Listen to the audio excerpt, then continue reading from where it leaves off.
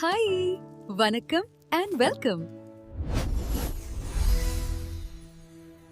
இன்றைக்கி நம்ம எல்லாருக்கும் ரொம்ப பிடிக்கிற கலர்ஃபுல்லாக இருக்கிற ட்ராகன் ஃப்ரூட் வச்சு சம்மருக்கு ரொம்ப ரெஃப்ரெஷிங்காக இருக்கிற மாதிரி ஐஸ்கிரீம் தான் செய்ய போகிறோம். சரி வாங்க எப்படி செய்கிறதுன்னு பார்க்கலாம். இது செய்கிறதுக்கு நான் 2 ட்ராகன் ஃப்ரூட் எடுத்திருக்கேன். இப்போ பார்த்தீங்கன்னா இந்த 2 ட்ராகன் ஃப்ரூட்டையும் 2ஆக கட் பண்ணி அதில் இருக்கிற ஃப்ளஷ் பார்ட்டை மட்டும் நம்ம எடுத்துக்க போகிறோம்.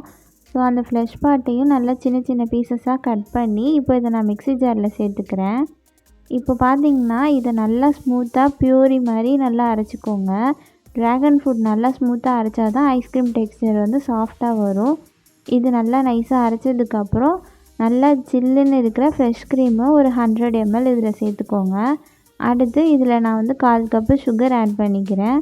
அதோட வெனிலா எசன்ஸ் வந்து ஒரு ஃபியூ ட்ராப்ஸ் சேர்த்துக்கிறேன். கடைசியாக ஒரு சின்ன பிஞ்சு உப்பு சேர்த்துக்கோங்க. இப்போது இதை மிக்சியில் 30 செகண்டுக்கு மட்டும் பிளெண்ட் பண்ணுங்கள். ஓவராக பிளெண்ட் பண்ணக்கூடாது. இப்போ இந்த மிக்சரை நான் ஒரு ஃப்ரீசர் சேஃப் ஏர்டைட் கண்டெய்னரில் ஊற்றிக்கிறேன்.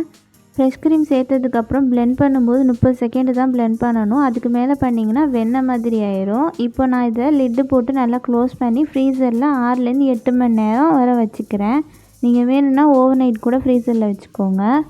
ஸோ இப்போ பார்த்தீங்கன்னா நான் 8 மணி நேரம் ஃப்ரீசரில் வச்சு எடுத்திருக்கேன். ஐஸ்கிரீம் இந்த ஸ்டேஜ்லேயே நல்லா செட் ஆகி செம்ம க்ரீமி டெக்ஸ்சரோடு ரெடியாக இருக்கும்.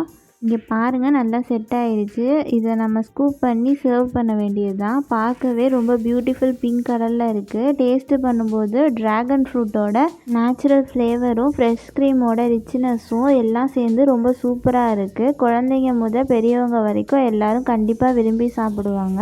நீங்களும் கண்டிப்பாக இந்த ஈஸியான ட்ராகன் ஃப்ரூட் ஐஸ்கிரீமை ட்ரை பண்ணி பார்த்துட்டு எப்படி இருந்துச்சுன்னு கமெண்ட் பண்ணுங்கள். அப்படியே நம்ம சமையல் ஃபேக்ட்ரி சேனலை சப்ஸ்கிரைப் பண்ணிக்கோங்க. Thanks for watching. I'll see you next time.